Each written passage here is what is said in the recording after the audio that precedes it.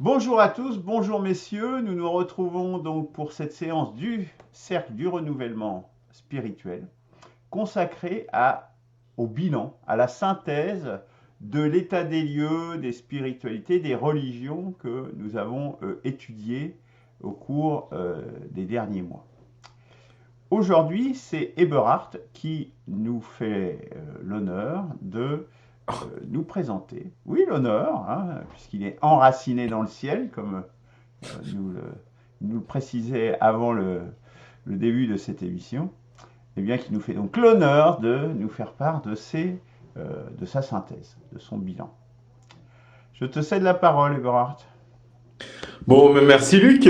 Bon, effectivement, enraciné dans le ciel, mais ça n'empêche que pour être enraciné dans le ciel, il faut pouvoir connaître bien les êtres humains. Et donc, c'est plus au niveau anthropologique que je vais intervenir aujourd'hui. Et donc, c'est de parler de l'esprit de l'homme, qui lui peut arriver à, à essayer de se préoccuper de ce qui dépasse le pur besoin de reproduction biologique pour faire survivre en fait son groupe, parce que trop souvent, quand on fait des interventions sur la spiritualité, on tombe très vite dans une sorte d'individualisme, alors qu'il faut tout de suite replacer l'homme dans son contexte collectif depuis la nuit des temps. Voilà, donc depuis la nuit des temps, la spiritualité a pour objectif d'accompagner les groupes d'hommes dans la résolution de problèmes existentiels. La lutte pour la survie au moyen d'outils intellectuels, c'est ça qui est vraiment aussi une sorte de manière de le comprendre, hein. C'est qu'il faut avoir la foi en sa survie pour pouvoir réussir soi-même ou collectivement, ou même accepter de se donner en sacrifice pour que le groupe puisse survivre. Donc, comment réagir collectivement dans les coups durs? Un environnement hostile ou les conflits dans un groupe? Comment établir des règles face aux lois de la nature et assurer la cohésion de groupe qui deviennent de plus en plus grands et organisés. Donc cela induit la création de concepts de plus en plus abstraits au fur et à mesure évidemment des millénaires, c'est ce qu'on a observé. Donc c'est assurer les nécessités doit se comprendre non seulement dans la dimension matérielle, donc nourriture, habitat, etc., mais aussi spirituelle. Donc la religion a pour fonction de rassurer les hommes et leur permet donc de se protéger, mais aussi de réagir dans les situations difficiles. Donc, tout au début, afin d'amadouer les forces de la nature, les premiers hommes cherchent le soutien des ancêtres mythifiés, qui prennent parfois l'apparence de phénomènes naturels, le vent, le soleil, une montagne, etc., ou même d'êtres vivants, des animaux. Notamment chez les peuples du Grand Nord, hein, eh bien, ce sont des rennes, ou d'autres, ce sera des ours, et j'imagine qu'en pays Afrique, on va plutôt prendre d'autres animaux comme le lion, etc. Donc, les hommes se racontent une cosmogonie expliquant l'agencement du monde, permettant de résoudre plus ou moins les différentes menaces.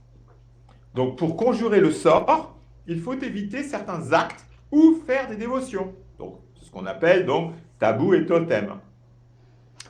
Ainsi, les collectivités justifient les prélèvements sur la nature.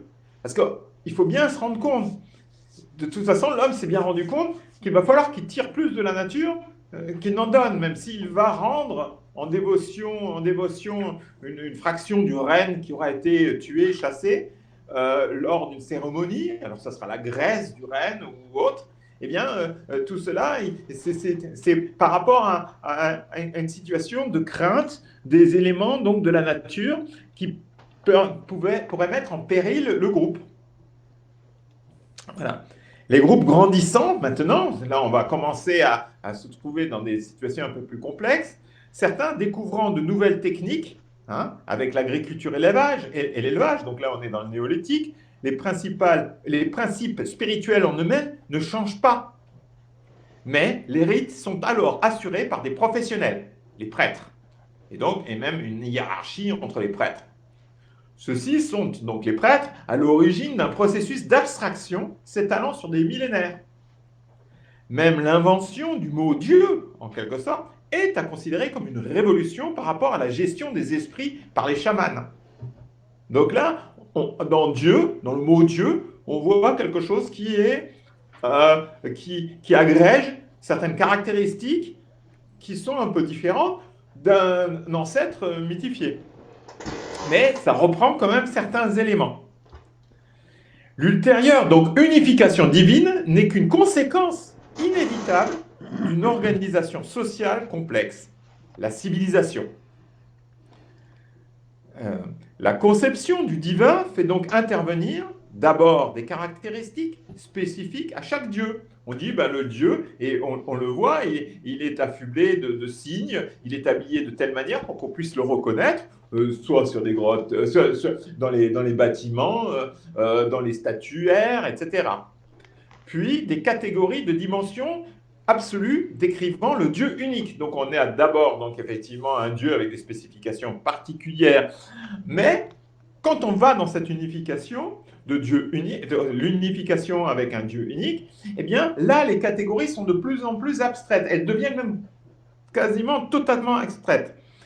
Eh bien Dieu, chez Yahvé, chez Dieu, chez Allah, eh bien le Dieu représente là les catégories du bien, du beau, du juste. Bon, l'amour, c'est plutôt le Dieu chrétien, mais le miséricordieux, c'est ce que disent donc les musulmans. Et une symbolique spécifique à chaque ère culturelle se développe en prenant en compte les moyens de subsistance principale des aires géographiques de diffusion de chaque religion. C'est donc, pour être plus concret, c'est qu'on a dans une région pastorale, on va avoir la sacralisation d'un animal, et l'animal donc d'élevage le plus couramment vu, qui est par exemple l'agneau chez les juifs ou les musulmans. Mais ce sont des produits issus des fruits de la terre dans des régions plutôt cultivées. Alors bien sûr, les frontières ne sont pas complètement figées. Par exemple, quand on voit Jésus, c'est le pain et le vin, alors que le judaïsme a été dans des régions purement pastorales avant d'arriver dans la terre promise, mais on a un mélange. Mais en fait, le judaïsme a retenu le sacrifice de l'agneau, donc l'agneau pascal. Même s'il y a toujours un mélange des deux. On va aller chez son boucher, même dans un milieu de culture chrétienne, on va demander l'agneau pascal au moment de Pâques, par exemple. Hein, voilà. Donc, maintenant, tout ça pour dire qu'en fait, c'est pas possible il est quasiment plus possible dans une société, et je vais l'expliquer pourquoi ultérieurement, de revenir à l'anté-néolithique, c'est-à-dire l'âge de la pierre du point de vue spiritualité. Et là, je vais taquiner mon cher Christian et Didier, qui est malheureusement absent, et donc il a tort puisqu'il n'est pas là. Et donc, il est illusoire de croire, de penser possible le retour à l'âge de la pierre, même du point de vue spirituel. Il n'est pas possible de procéder à des rites chamaniques sur l'ensemble d'une population et qui deviennent crédibles, en fait, tout en utilisant les outils de la modernité. Pour le dire autrement, au sein d'une collectivité, l'usage des technologies modernes est incompatible avec une pensée sauvage. Parce que c'est intrinsèquement lié, en fait. Les technologies ont des tendances unificatrices au niveau du monde puisqu'elles s'exportent partout. Et donc, alors que la pensée sauvage, elle est très liée à un terroir, comme j'essayais de l'expliquer tout à l'heure, par rapport aux sacrifices animaux ou des sacrifices de produits de la terre. Donc maintenant, il faut identifier, et là je vais aller de manière encore plus profondément dans l'anthropologie, pour identifier l'invariant qu'il existe, quelles que soient les religions et quelles que soient les spiritualités depuis l'âge de la pierre, donc depuis que l'humanité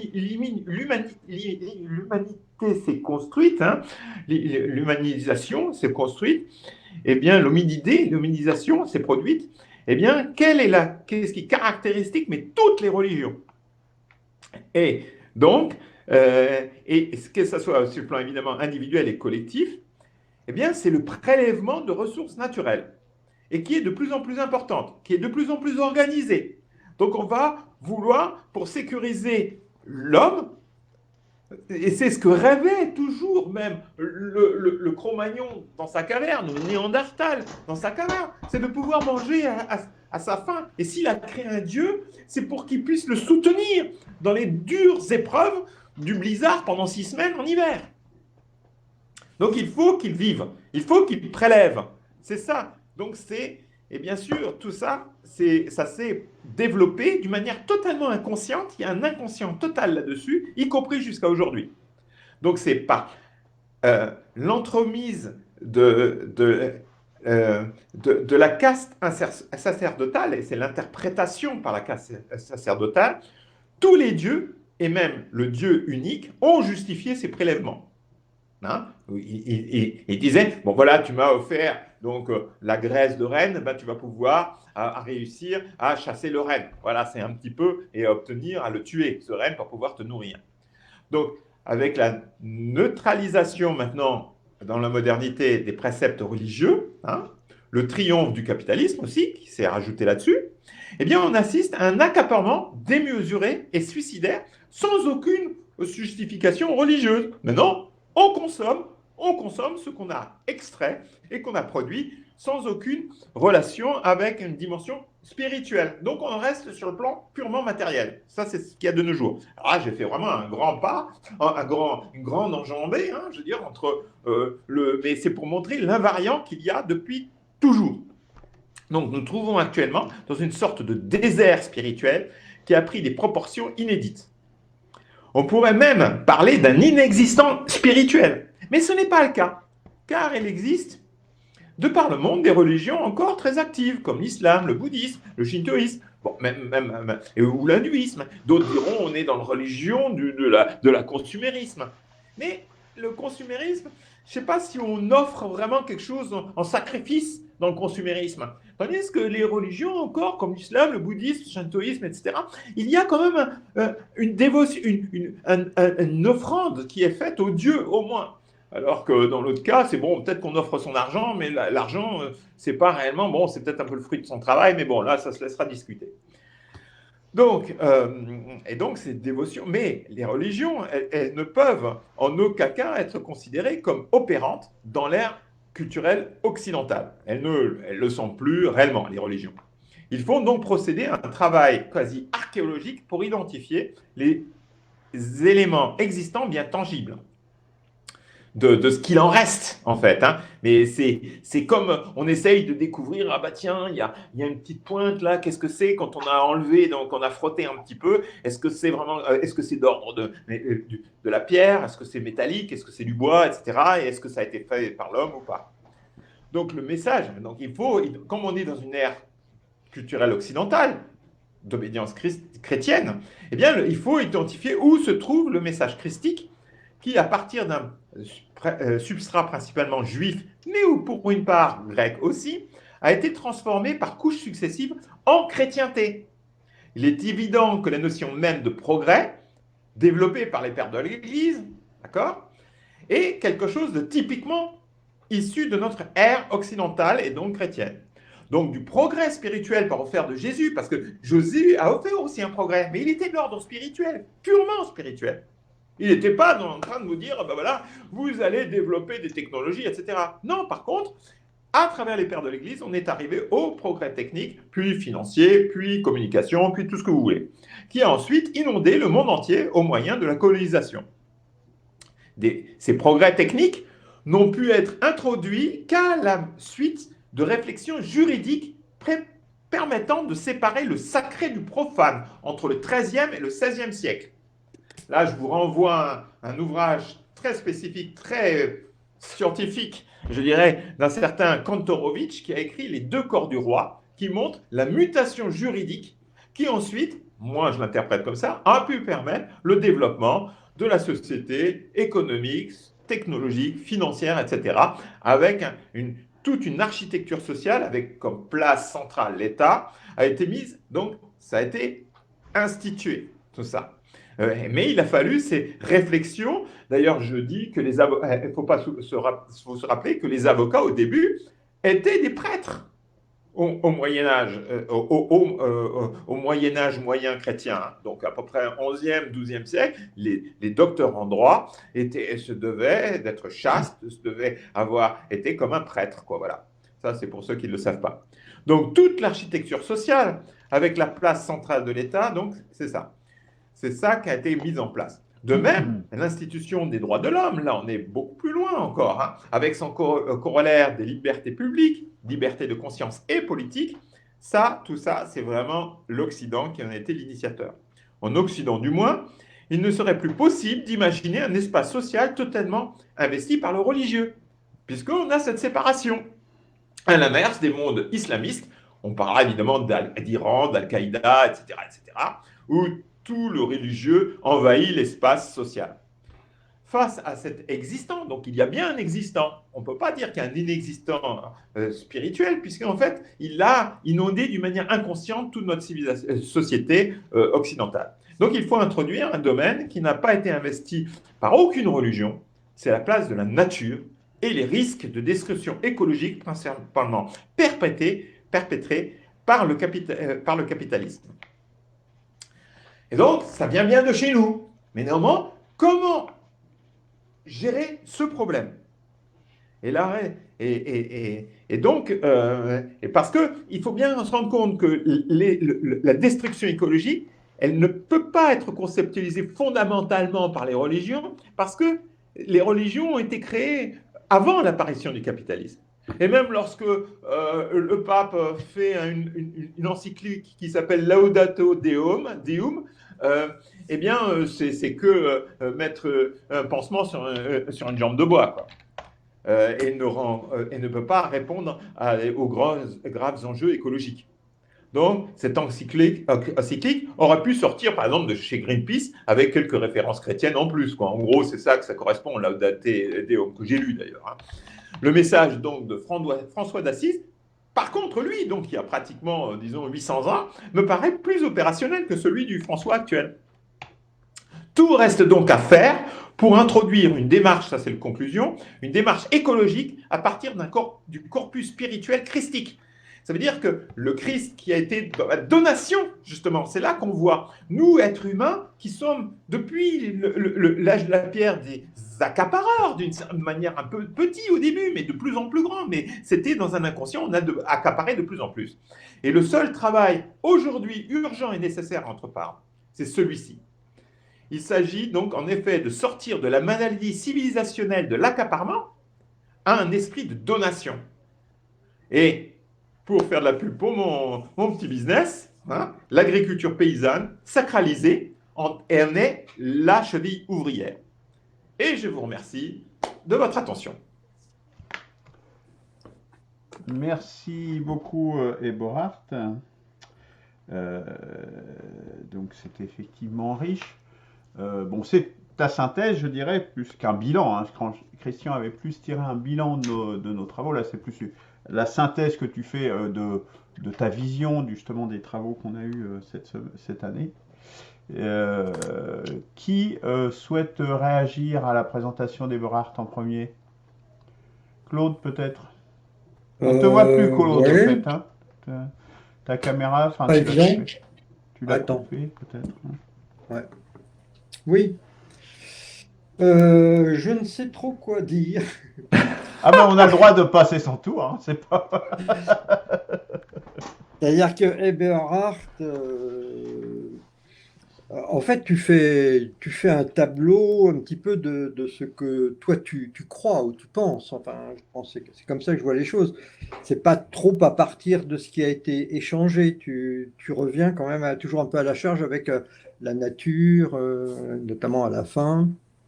Tu reprends bon, l'histoire depuis le néolithique assez rapidement, à mon avis.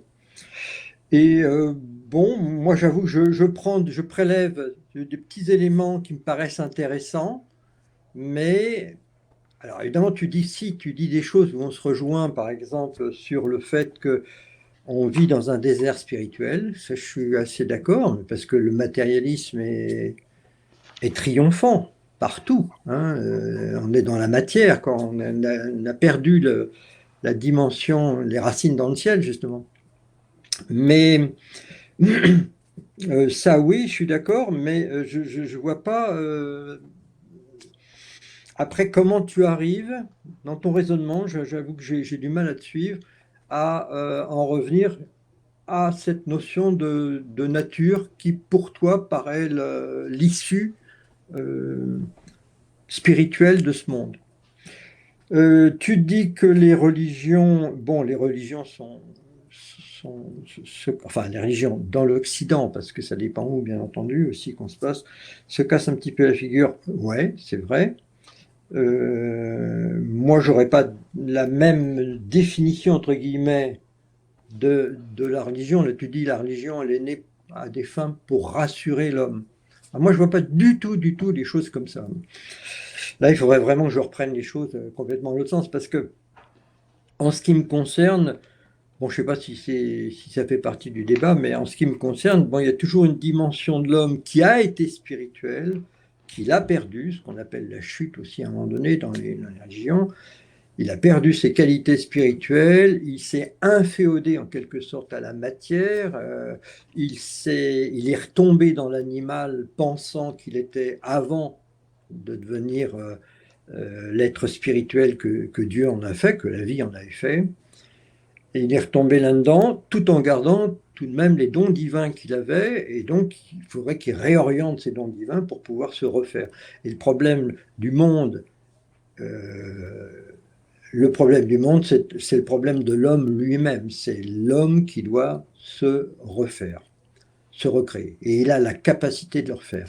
Et c'est ça ce que j'appelle, au moins en ce qui me concerne, la spiritualité, hein. La véritable spiritualisation, elle est là. Alors après, le rapport à la nature, évidemment, ça va de soi. Tout ça, c'est d'abord le rapport à l'autre, c'est le rapport à soi-même, et le rapport à la nature et la création, évidemment, elle va ensemble avec cette façon de se refaire. Voilà, donc sur ce que tu dis, j'ai du mal à suivre. Enfin, et d'une manière générale, ce qui s'est passé au CRDS, CDRS, pardon, euh, concernant René Girard ou des choses comme ça, moi, je ne verrais pas ça véritablement comme une approche spirituelle des choses. Je ne suis pas contre. Bon, à la limite, on pourrait voir Freud, Marx sous un certain angle, surtout le jeune Marx. Après, on peut tout faire entrer dans la dimension spirituelle si c'est, disons, des choses qui intéressent l'humain. Mais pour moi, c'est pas ça. L'approche, elle ne se situe pas là. L'approche est à. Alors là, je rejoins d'ailleurs ce que disait la dernière fois, comment il s'appelle Didier. Didier, pardon, excuse-moi. Ce que disait Didier, c'est que le spirituel, véritablement, ça se situe du côté de notre transcendance, la transcendance qui est en nous et que nous pouvons ressusciter. Et rien d'autre, en fait. Après, il y a plein de chemins pour le faire, il y a plein de voies différentes, mais toutes, à un moment donné ou à un autre, elles trouvent l'amour, hein, mais l'amour en tant que devoir d'humanité, si je puis dire. Donc,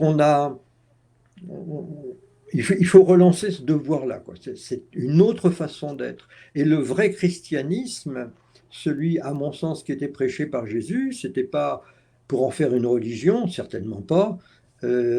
C'était une manière d'être, ce que disait Jésus. Quand vous regardez le Sermon sur la montagne, il dit bah, tu aimeras ton prochain comme toi-même, oui, d'accord, mais aussi ton ennemi, hein. Donc, c'est pas seulement les tiens, etc. Il précise bien que c'est tous les hommes. C'est là qu'on voit que l'amour n'est pas affectif. Tu pardonneras non pas une fois, non pas 7 fois, mais 70 fois 7 fois, donc une façon indéfinie, parce que seule manière de dépasser la vengeance, etc. Donc il décrit une attitude, une façon d'être, et en fait, cette façon d'être, elle a été plutôt détournée par le christianisme qu'elle a été mise en avant en réalité, puisque ça a été détourné vers un culte, des passeports illusoires pour le ciel, et que sais-je, etc. Donc, voilà, la religion pour moi, c'est un peu l'institution qui enferme les bonnes intentions et surtout les laisse au stade de bonnes intentions, mais elle passe jamais à l'acte, quoi. Il n'y a pas d'accomplissement. de l'humain. C'est là où je vois le problème. Et pour moi, le problème qui reste à cultiver pour chacun d'entre nous, il est d'abord à l'intérieur de nous-mêmes. C'est notre vie intérieure qui est essentielle, se déployant vers l'extérieur. C'est cette vie-là qui nous change parce qu'on se transforme. C'est pas ce qu'on croit. Un athée peut être un homme extrêmement spirituel. C'est pas le fond de l'affaire. Athée, agnostique. Donc moi, c'est pas Dieu. Je vais pas mettre Dieu en avant à tout coup, même si Dieu vient parler de temps en temps aux hommes, c'est comme ça. Mais, vraiment notre manière d'être. Il y a une métaphysique profonde à laquelle qu'on ne connaît plus et qu'il faut à tout prix ressusciter. Donc, pour en revenir quand même au centre d'intérêt du CDRS, moi j'aurais tendance, maintenant d'ailleurs je vous avais proposé de faire peut-être un exposé sur le soufisme, que je connais un petit peu, ou sur la non-dualité, enfin j'aurais tendance à aller beaucoup plus vers ces choses-là, hein, les Védas, bon, etc. Enfin, là il y a le bouddhisme, je connais moins bien, mais un petit peu aussi. Là, je verrais du spirituel, mais voilà, le spirituel, quand vraiment il est dans une quête du soi avec un S Pour les majuscule. propositions que tu veux faire, ça serait gentil de le faire à un autre moment. Parce que Oui, là, d'accord, d'accord. Non, non, mais je dis ça pour me donner juste une idée de ce que j'entends par recherche spirituelle. Pour moi, ce qui m'alimenterait, ça serait de me tourner vers ces dimensions-là. Voilà, c'est tout. Sinon, bah, Eberhard, je ne peux que te remercier en fait, de participer, de nous avoir fait cet exposé, mais moi je trouve que quelque part ça ne décolle pas, quoi. Ça décolle pas véritablement au niveau où ça devrait le faire, à mon sens. Voilà. Je sais pas si. Luc, Ok, merci beaucoup Claude. Christian, tu veux intervenir maintenant ou je le fais? C'est comme tu veux. Qu'est-ce que tu Alors je vais le préfères? faire. Je vais le faire maintenant. Oui, par rapport à ce que tu dis, Claude, bah, nous ferons effectivement une session, je dirais, organisationnelle entre nous pour discuter de voir comment est-ce qu'on oriente nos travaux, hein, ce qu'on a fait il y a une semaine ou deux, je crois. On discutera de tout ça. Voilà. Bah, je vais rebondir sur ce que tu viens de dire, Claude, avant de rebondir sur ce qu'a dit Eberhard. Quelques remarques tout d'abord. Déjà, je vais prendre dans l'ordre antéchronologique, donc commencer par ce sur quoi tu finis. Tu dis, bon, les religions, par exemple, elles n'accomplissent pas. On ne peut pas s'accomplir dans les religions, et c'est ce qu'on constate, c'est un des résultats peut-être de nos travaux aussi. Oui, je partage sans aucun doute ce constat. Pourtant, il y a un autre constat qu'il faut faire qui est complètement énorme, c'est que les religions, ça fonctionne. Et dans notre renouvellement spirituel, je dirais que le fait que cela fonctionne n'est pas un détail, c'est central. Parce que sinon on se fait plaisir, on pourrait créer une secte ou un truc comme ça, hein, un truc. Mais le but quelque part n'est pas là. Le but est de se dire qu'est-ce qu'il faudrait pour un renouvellement spirituel qui fonctionne. Et force est de dire qu'on le déplore ou qu'on l'encense, que les religions, cela fonctionne. Par rapport à ce que Didier a dit la semaine dernière, bon, c'était à la fin de l'émission sur le bilan qu'avait fait tirer Christian, et par rapport à ta réflexion sur le fait que ça ne décolle pas au niveau spirituel, je dirais que quelque part, là encore, par rapport au CDRS, ce qui se passe au niveau méta, par rapport au spirituel, par rapport au religieux, hein, c'est pas vraiment le rôle du CDRS.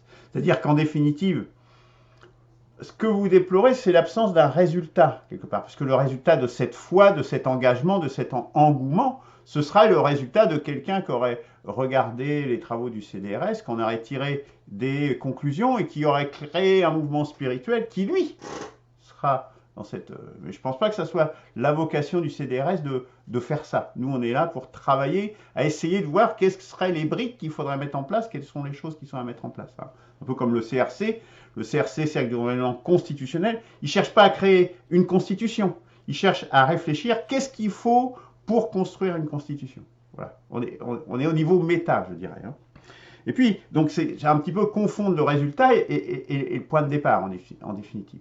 Sachant que le point d'arrivée, bon, pour répondre à Didier, c'est dommage qu'il n'est pas là aujourd'hui, mais ce qu'il a exprimé, mais j'en reparlerai la semaine prochaine, au travers de Dieu, de la foi en Dieu, etc., de cette même foi qui traverse tout, qui est dans tout, qui s'exprime en tout, tout le temps, moi j'appelle ça le Tao. C'est le Tao qui s'exprime en tout, tout le temps. Et ça, là, on est vraiment là-dedans, si tu veux. On est dans cette vague. Mais ça, c'est la solution que moi je propose, si tu veux, jusqu'ici, hein, avant nos travaux, je dirais. Hein. Alors par contre, là, ce que tu as dit sur René Girard, là, je m'inscris vraiment, mais je reviendrai dessus la semaine prochaine aussi. On ne peut pas faire l'impasse sur René Girard. René Girard, il explique, c'est quelqu'un qui propose une explication à ce qu'est la spiritualité et d'où ça vient. Faire l'impasse sur René Girard dans nos travaux, on pourrait éventuellement faire l'impasse sur Marx, sur Freud encore plus, je dirais, mais sur René Girard, il faut au moins qu'on traite le sujet. C'est impossible de passer à côté, je dirais. Là, pour le coup, on est au cœur de notre sujet, je dirais. Donc, vraiment, là, pour le coup, je suis en désaccord, je veux dire clairement. Voilà pour ce qui était de Claude. Eberhardt. Alors... oui, alors tu nous dis, effectivement, hein, je partage l'avis de Claude sur le fait que c'est plus ta présentation d'une vision des choses, une synthèse, je dirais, que vraiment une collecte de ce qu'on a fait au cours de cette dernière année, même si ça t'a forcément nourri. Tu dis à un moment donné, c'est illusoire de croire que l'on va pouvoir revenir à des rites anté-néolithiques. Car différentes choses, les technologies, le développement des sociétés socio-économiques, etc. Oui, c'est évident. Moi, je vais dire, ouais, t'as raison, Christian Eberhardt, mais ça vaut aussi pour Dieu, du coup, si tu veux. Pour les dieux, on ne reviendra pas à ça. Et moi, je prolonge ton propos quelque part en disant, mais je le pousse un peu plus loin en disant, bah oui, mais le monothéisme, on est passé de tout était Dieu quelque part à quelques dieux, puis à un seul Dieu. L'étape d'après, c'est zéro Dieu. Hein. Soyons, si on suit donc je pousse le bouchon à un étage plus loin, je dirais. Mais bon, voilà, je ne dis pas qu'il faut le faire, etc., mais de façon brutale, etc. Mais je pousse le raisonnement jusqu'au bout, je dirais.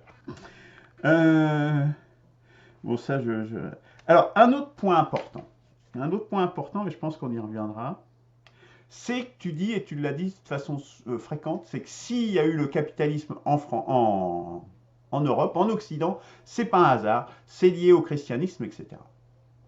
Ça, c'est la théorie de Max Weber, hein, un petit peu, hein, qui nie un peu la primauté de l'économique, et qui parle qu'en fait, il y a toujours une structure religieuse à la base. Moi, Pardon ? C'est le protestantisme. Hein, en plus. Oui, mais Weber, c'est là où il fait une erreur. Et un autre sociologue des religions a dit quelque chose de plus juste, c'est qu'il fallait déjà que ça commence dès le Moyen-Âge, et notamment Thomas d'Aquin lui-même, qui a été à l'origine de la financiarisation du monde. Voilà. Mais est-ce que c'est l'explication première ou pas ? Je ne dis pas que ça joue un rôle, que ça accompagne, que c'est un mouvement, je dirais, qui s'auto-alimente, hein, qui se nourrit l'un l'autre.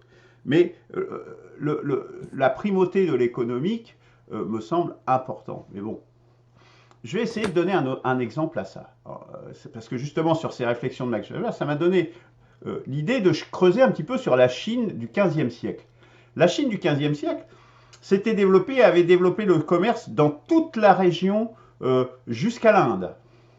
Et puis, il y a eu une décision de l'empereur qui a décidé de mettre un terme au voyage de Zhang Yi sur ordre de l'empereur Xuande. Et non seulement ça, mais de détruire, qu'est-ce qu'il a fait faire? Il a fait détruire donc tous les bateaux, et il a fait détruire, pourtant ça représentait d'énormes recettes fiscales, hein. C'est ce commerce qui allait jusqu'à l'Inde. Fait détruire. Édit impérial décide de la destruction des bâtiments existants, et le vice-ministre de la guerre fait détruire vers 1479 tous les documents se rapportant à ces expéditions. C'est-à-dire que même la construction des bateaux, ils ne pouvaient plus construire de bateaux. Qu'est-ce que ça veut dire? Ça veut dire que, quelque part, il y a eu ce qui s'est passé avec Étienne Marcel, quelque part à un moment donné en France, où les marchands voulaient prendre le pouvoir, et il s'est fait zigouiller, Étienne Marcel, par le roi.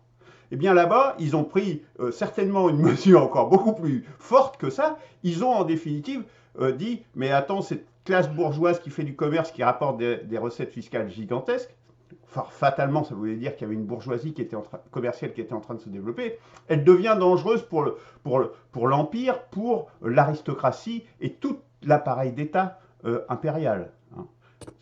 Hypothèse que je n'ai pas encore pu vérifier, hein. Là, je suis dans l'hypothèse. Mais par là... Rodney Stark te donne raison. Et par là, je dirais, en définitive, qu'est-ce qui a fait que c'est en Occident que le capitalisme est arrivé, pas en Chine? Quelque part, c'est juste qu'ils ont été plus forts que ce qu'avait fait la France avec Étienne Marcel. Ils l'ont fait en grand, mais ils n'auraient pas fait. Ça a été purement une décision politique, quelque part. Voilà. Et donc, tu as oublié ce que j'ai dit. Le travail juridique qui a été mené de séparation entre la sphère profane et la sphère religieuse, qui a eu lieu en Occident et nulle part ailleurs.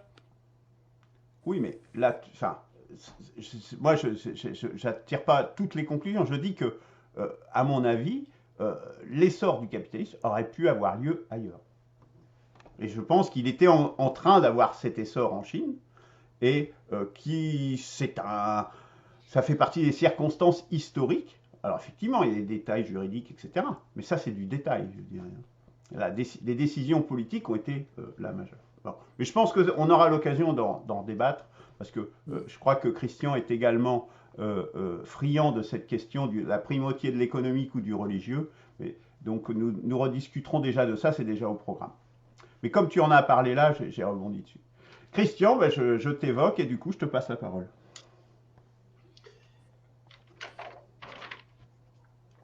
Oui, donc on a dit plein de choses intéressantes, mais on n'a pas vraiment fait la synthèse de nos travaux, hein. Voilà. Bon, donc on parle d'autre chose très, très intéressante. Moi je m'étais attaché, du résultat ou pas, à voir si ce que nous avions fait jusqu'à présent, 55 émissions, hein, ça débouchait sur quelque chose, ça donnait corps à quelque chose, puisqu'il s'agit de donner corps, en fait, à un renouvellement spirituel, et que ce projet de renouvellement spirituel passait nécessairement par une étude approfondie de tout ce qui avait été fait jusqu'à présent. Bon. Et j'avais pointé que nous butions, enfin pas nous butions, n'étions pas sortis de la confusion entre spiritualité et religion. Plus exactement, nous n'avions pas réussi à donner une définition de la spiritualité qui soit consensuelle, parce que finalement, chacun a la sienne, qui me paraît assez différente des uns des autres, notamment. Alors, j'ai parlé de Didier qui est absent. Il n'a pas forcément tort, hein, contrairement à ce que dit Eberhard, ça ne va pas pu venir. Voilà.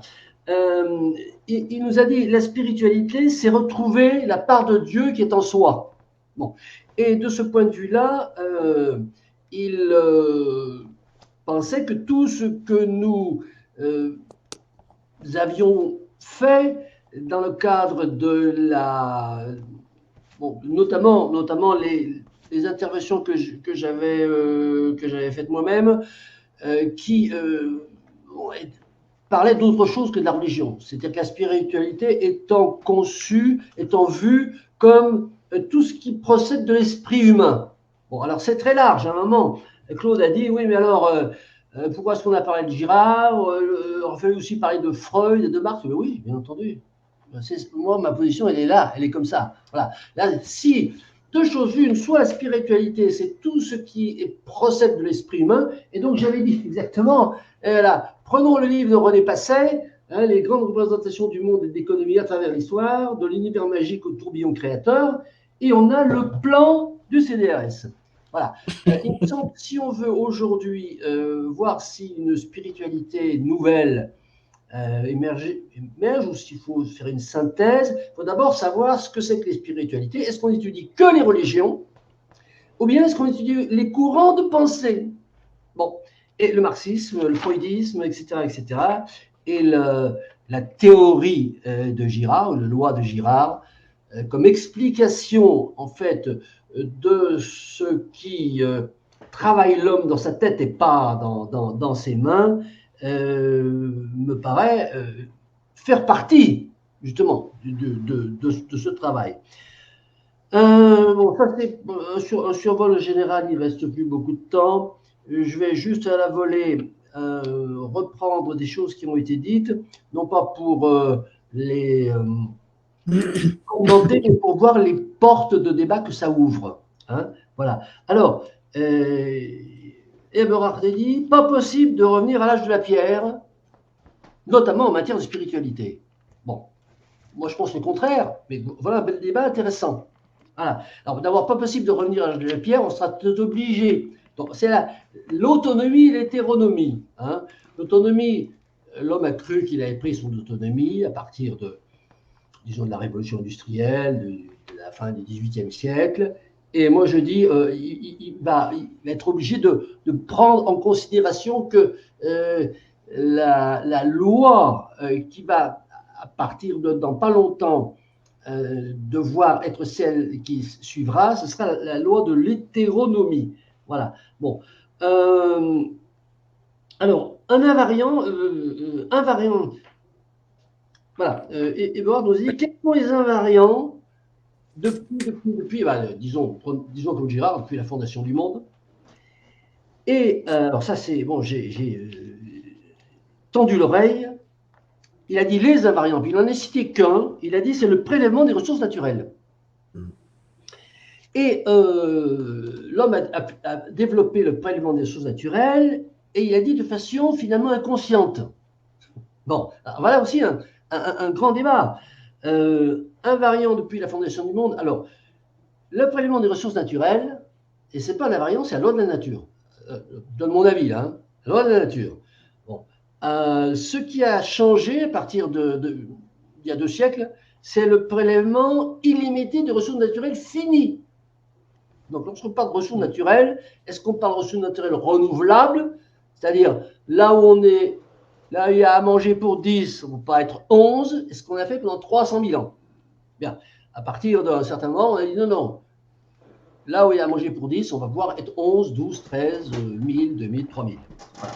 Donc, ça, ce n'est pas un invariant, c'est un truc très récent. Alors, il y a une chose très intéressante qui a été dite également par Eberhard, c'est cet accaparement qui s'est fait sans justification spirituelle. Alors, sous-entendu, puisque Eberhard, pour lui, la spiritualité, c'est la religion. Bon, ce n'est pas une critique, hein. Bon, parce qu'on peut le voir comme ça. Il a dit l'accaparement sans justification spirituelle. Alors, ça veut dire qu'avant, il y en avait une, et moi, je ne pense pas. Oui, alors, actuellement, il n'y a plus de justification spirituelle. Ouais. Donc, non, mais sa précision est importante, Christian, parce que sinon, tu fais... Écoute ce qu'il vient de dire, c'est important. Précise. Je disais qu'avant, il y avait, on cherchait à travers les dieux ou les ancêtres une justification pour faire le prélèvement. Oui. Aujourd'hui, depuis en fait, bon, même si tu veux 2 siècles, depuis la bourgeoisie, il n'y a plus de justification pour prendre les prélèvements. C'est ce que je disais. J'ai bien compris. Eh bien, bon, je ne suis pas d'accord, je pense qu'il y a un débat. Quand tu dis, avant, on cherchait auprès des dieux la justification des prélèvements, je pense qu'on peut voir le contraire.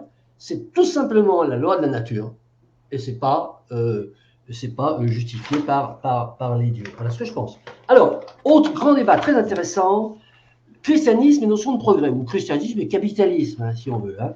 Voilà. Alors, Eberhard nous dit il y a eu une bascule juridique qui a détaché le profane du sacré, et donc, on a fait le capitalisme. Non, mais c'est pas une bascule juridique, c'est une bascule par la violence.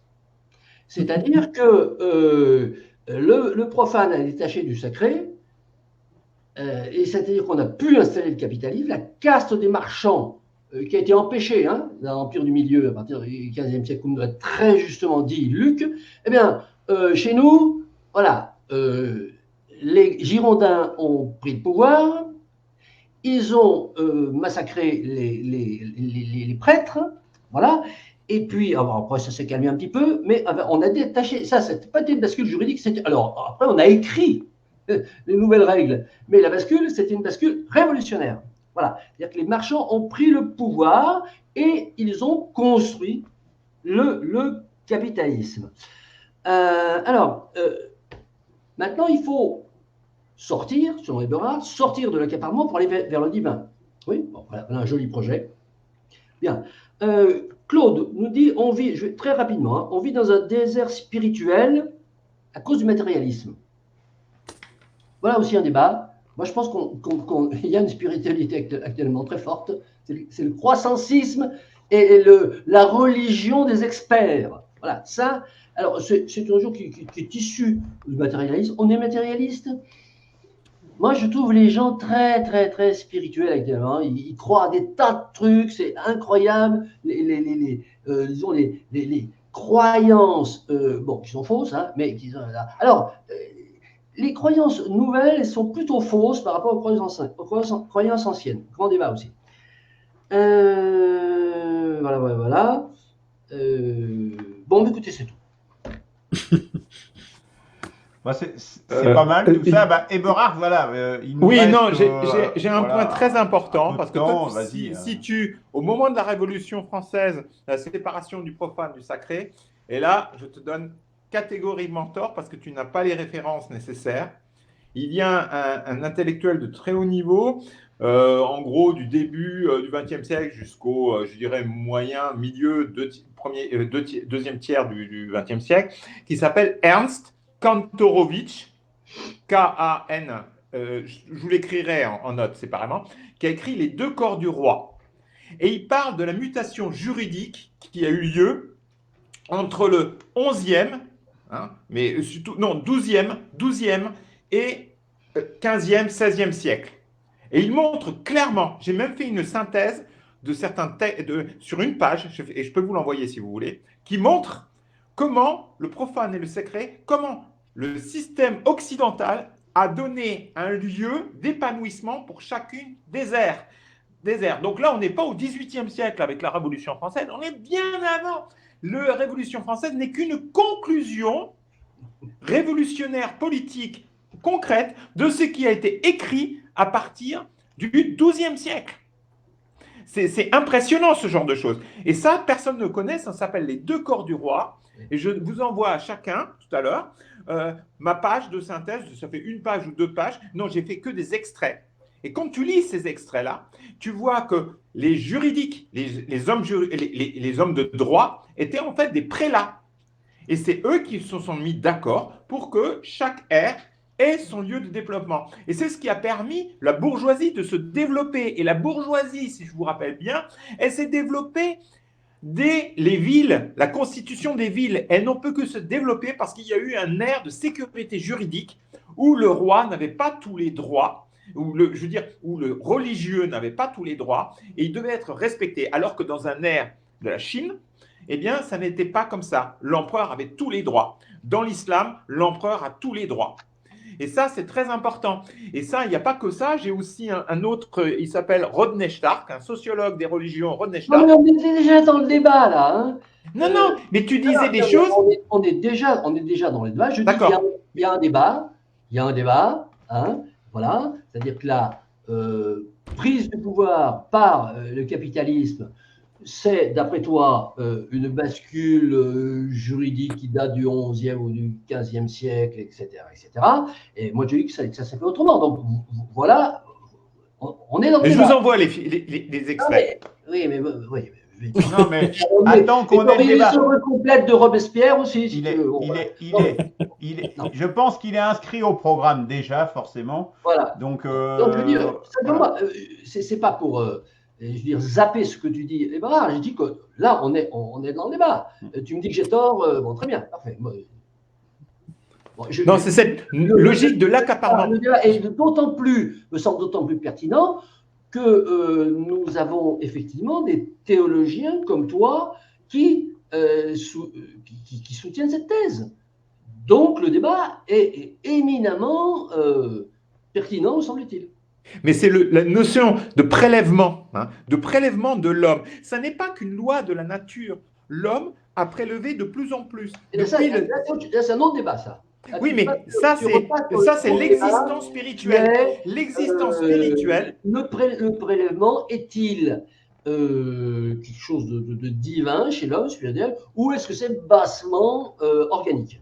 Voilà. Là, ça, c'est un bon sujet de discussion. Ça, c'est un autre débat. Voilà. C'est effectivement un autre débat. En tout cas, il y a quand même, sur ce que vient de dire Christian, il y a un point qui paraît essentiel, qui revient assez souvent, c'est qu'est-ce qu'on appelle spirituel. Ah oui, c'était l'objet de la dernière fois. C'est déjà, on tourne toujours autour de ça. Comment délimiter le champ en question, le champ de recherche, quoi. Je crois que là, c'est ce que j'ai répondu la semaine dernière à Christian, mais c'est tout l'objet de tous nos travaux, de tout notre programme. Oui, Donc, on est dans le méta. Après, ce qu'on lui a répondu aussi la dernière fois, c'est qu'il ne va pas être possible d'étudier toutes les... c'est évident. Matériellement totalement impossible. On est obligé de restreindre quand même aux auteurs les plus pertinents. Donc voilà, moi je veux bien, mais... c'est comme ça que les hommes ont défini aussi un domaine sacré et un domaine profane. Ils ont écarté quelque chose qui est profane. C'est une question de définition. Voilà, il faut mettre des limites. Alors, après, on peut faire, sur cette définition du spirituel, ce que je vais proposer, plutôt que de faire des émissions là-dessus, etc., c'est un peu comme sur le glossaire, parce qu'on pourrait parler et on ne tombera pas d'accord, c'est que chacun fasse l'effort d'essayer en quelques phrases de définir ce que c'est que pour lui le spirituel. Et puis à partir de là, au moins on saura chacun qu'est-ce qu'il met derrière ce mot. Qu'est-ce qui tape comme un fou là? C'est Marc. C'est moi. Il tape sur son clavier. Je vous envoie les références de Les Deux Corps du Roi. Il tape sur les bambous. Oui, envoie. Ok. Très bien, messieurs. Bon, je propose qu'on en reste là, à moins que vous ayez d'autres choses à ajouter. Et Très intéressant. merci.